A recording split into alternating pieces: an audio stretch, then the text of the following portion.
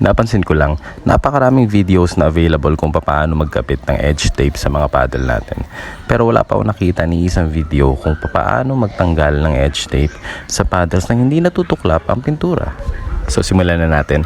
Una, mas maganda kung meron kayong heat gun.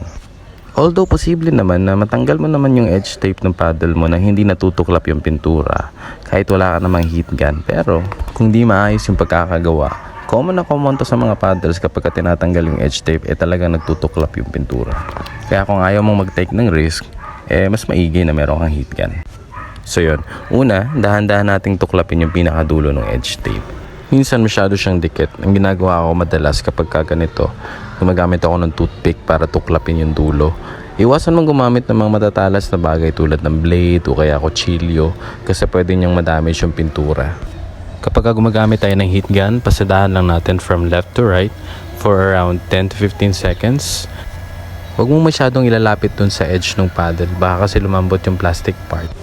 Kapag lumambot na yung adhesive, ay dito na natin unti-unting hihilain yung edge tape. Ito na yung critical part kasi dito madalas nagkakamali ang marami na siyang nagiging resulta ng pagkabakpak ng pintura. Madalas kasi ay hinihila nila ng 90 degrees or papalayo dun sa edge ng paddle. Dapat ay hilain natin siya ng 180 degrees or yung nakalapat pa rin siya dun sa edge ng paddle. Gawin natin siya segment by segment. Huwag natin siyang hihilain ng tuloy-tuloy hanggang sa kabilang dulo ng edge tape. Ang adhesive kasi ay mabilis lumamig.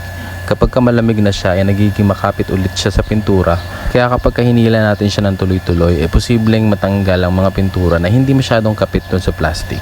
At sa part na to, pinas forward ko na lang kasi parehas lang din naman yung process. And that's it. Pero syempre may mga naiwang adhesive residue kaya kailangan natin linisin. Ang gamit ko itong paddle cleaner ko na Dr. Paddle. Mag-spray lang tayo ng konti dito sa microfiber cloth natin. At pwede na nating unti-unting punasan ang pinagdikitan ng edge tape natin kanina. Ang kagandahan kasi sa Dr. Paddle ay hindi lang surface ng paddle natin yung pwede niyan linisin. Pwede mo rin siyang gamiting panlinis ng edges at pati na rin ng grip.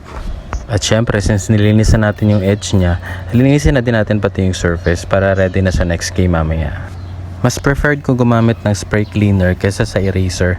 Dati kasi nung eraser yung gamit ko, katagalan napapansin ko, mas mabilis nakakalbo yung grit ng paddle ko. Kaya hindi na ako nakakapag-spin ng maayos. Pero nung nag-switch ako sa spray paddle cleaner, almost 5 months na tong paddle ko pero ganun pa rin yung grit niya. So hanggang dito na lang. Kung nagustuhan mo tong video to, like mo naman at i-comment mo yung location mo para naman malaman ko kung saan saang lugar nakarating ang video to. Comment mo na rin kung may iba ka pang tips na gustong mapanood para magawa natin ng video in the future. Subscribe ka na rin para updated ka sa mga susunod kong tips and tutorials. Bye!